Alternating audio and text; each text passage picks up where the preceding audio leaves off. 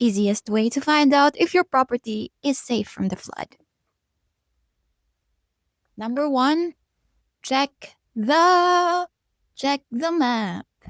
Yes.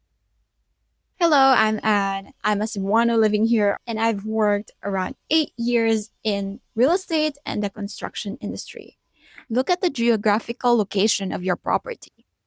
Is it in a low-lying area or in a high area? Because by nature, Cebu, it's easy to understand the terrain of Cebu City.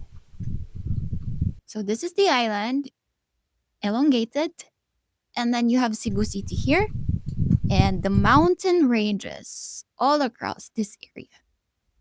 By nature, it's sloping that way, and also the other way.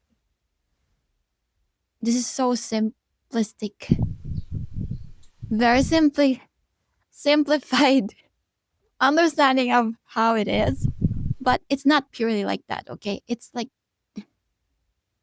more complicated, but if you look at the map, the Google map alone, you can already trace, you can already see where is the water going whenever there's a typhoon, if it's raining here. So just trace those tributary waterways and the main source of those water. Look at the drainage system. Is it clear or is it obstructed? So check the drainage systems that is going to your property, leading towards your property. Check it. And then, where is it going? How are the waterways of where is it going? Is it clear or is it filled with obstructions, trash, garbage? When it reaches the sea, that's for the drainage system.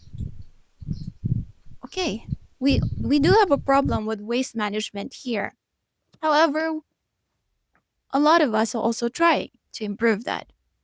So that's why you need to know the map, the drainage system, and lastly, the slope of your property.